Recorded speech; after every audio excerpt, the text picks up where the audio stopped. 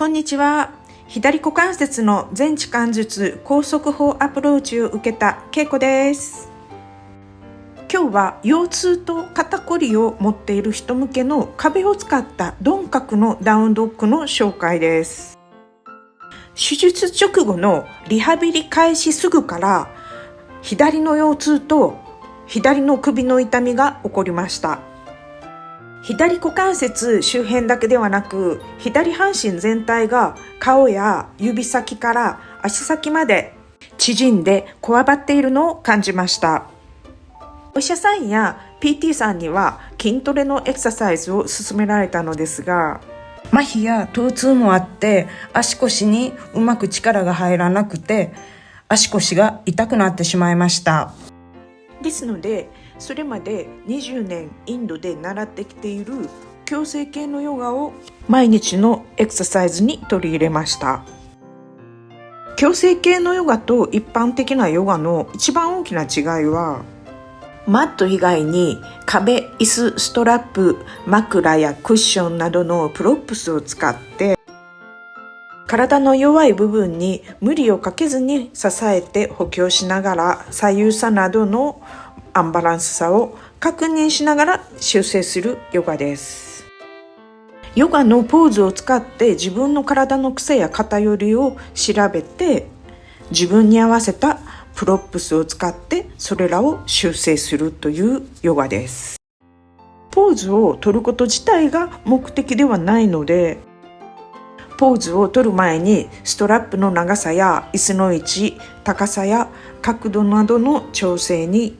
時間をかけます。ですので、その準備時間も合わせたら一つのポーズで終わるまでに10分以上かかるっていうのもざらにあります。レッスンを受けているときは体の癖なんかは先生が指摘してくれるけれども、自主トレの場合は独りよがりになりがちなので、昔からある癖、また怪我によってできた新しい癖が悪化しないように、椅子やクッション、ストラップなどのプロップスをよく使っています。さて、壁を使った鈍角のダウンドッグ。今日は私の普段の自主トレの様子で手順を紹介します。最終的には足元の安定した背もたれのある椅子とストラップも使います。ストラップがもしなければ長さ調節のできるベルト。でもなければ枕をももに挟みましょう。最近朝方冷え込む日が続いていて、手術を受けた左足全体がだるさやこわばりがいつもより強い日々でした。まずストラップも椅子も使わない状態で手足の力の入り具合を確認しています。まず足からです。右に比べると左の足首、足の裏、ふくらはぎ、膝裏、もも裏などがうまく伸びなくて、体重の多くが右足にかかってて、左足自体は踏み込めずに床に置いてるだけっていう風に感じました。下半身に左右差が大きいとお尻の高さが変わったり、土台として不安定となります。ですので、ももにストラップを通しました。外から見た分にはわからないですが、私の感覚としては格段に下半身が安定しました。ここでもも前を壁と反対方向に押しながら、腰と下腹部を壁に向かって伸ばしてみました。どうも腰がしっかりと伸びていないように感じました。腰周辺だけでなく、左肩や左首もぶら下がった感じでうまく伸びないなという感じでした。ですので、ここで一度ももにストラップを巻いたまま通常のダウンドッグをしてみました。ストラップのおかげで下半身は安定していて、お尻の高さには左右差はありません。でも肩のラインが傾いているというか、左の上半身がぶら下がっている感じ、左の腰や肩、腕に力が足りないっていうのもあるのですが、手でマットを掴んで腕を安定させても肩のラインの傾きは修正できませんでした。怪我をした時の転び方が悪かったのかなと感じてます。素直に手を床について転べばよかったんだろうけど、転ぶ瞬間に転びたくないと感じたので、少し離れたところにあった手すりに左手を伸ばしながら転んだんです。体をひねりながら。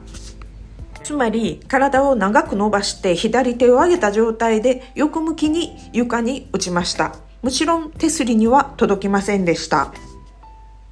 床に落ちた衝撃を骨盤の横側だけで受けてしまった感じです。それ以来今もまだ体の軸がずれてるなと感じるんですね。ヨガをしている時にたまに感じる程度ですけど、左側から押されてる感じでもあり、お腹や腰が右回転しがちな感じでもありという感じかな。日常生活では全然問題ないし、外から見てもわからないんですけれどもね。それで上半身の傾きを修正するのに今回は椅子を使います。今回は首や肩を開きやすく伸ばしやすくしたかったので、上腕とおでこを椅子の背に乗せました。壁と床に接触している手足以外に腕と頭部も椅子の背に乗せることで不安定な体を支える点を増やしています。修正したい箇所により椅子の背に乗せるのは手のひら、手首、前腕、肋骨、みぞおちなどがあります。今回は肩と首を安定させたかったので上腕とおでこを乗せました。さて、上腕とおでこを椅子に乗せることでぶら下がってた左上半身が持ち上がって肩のラインが床と平行になりました。最後にお尻と肩のラインを壁とも平行にしてから腰椎を骨盤から引き離すように壁の方に伸ばしましょう。鎖骨を真横に伸ばして上腕を外旋させながら肩甲骨を首から離して上背に埋め込みます。肩のラインが壁とも平行でないと腰は正しく伸びません。普段から肩のラインが傾いている人はエクササイズ中にはさらに傾く傾向にあります。私は左肩が縮んで開きにくく、首が左側に寄りがちです。怪我をして以降、その傾向はさらに強まりました。ですので、左肩を縦に横に開く力は右側よりも強めです。力に左右差がある場合、左右同じように力を入れても差は変わらないからです。これは肩や首だけではなく腰や足も同じです。左腰は右よりも強い力で伸ばしているし、左足も右よりも強く壁から離しています。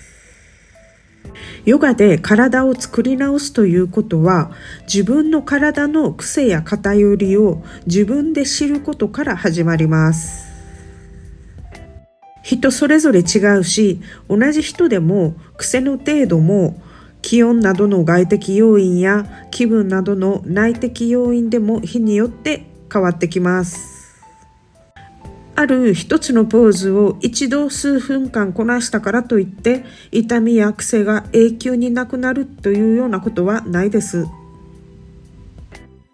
その日の自分の体に合わせた毎日のエクササイズの繰り返しが必要です。人工股関節や損傷した筋肉との付き合いは一生続くからです。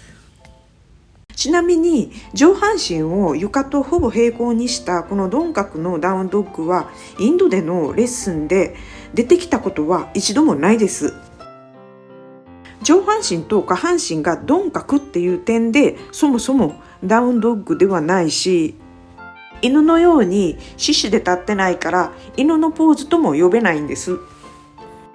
だけど股関節の手術の後の体の不安定さを修正するには一番いい体の使い方としてやっぱりダウンドッグだなと感じました。ただ普通の形のダウンドッグでは一部がガチガチに硬くなって、そして痛みも常にある体ではとても負担が大きいポーズです。修正するどころか悪くないところまで痛める可能性があると感じました。今回の腰痛と肩こりにターゲットを絞った鈍角のダウンドッグでの体の使い方、何度も練習しながら今後もエクササイズ生活にぜひ取り入れてみてください。本日もご視聴ありがとうございました。また次の動画でお会いしましょう。さよなら。またね。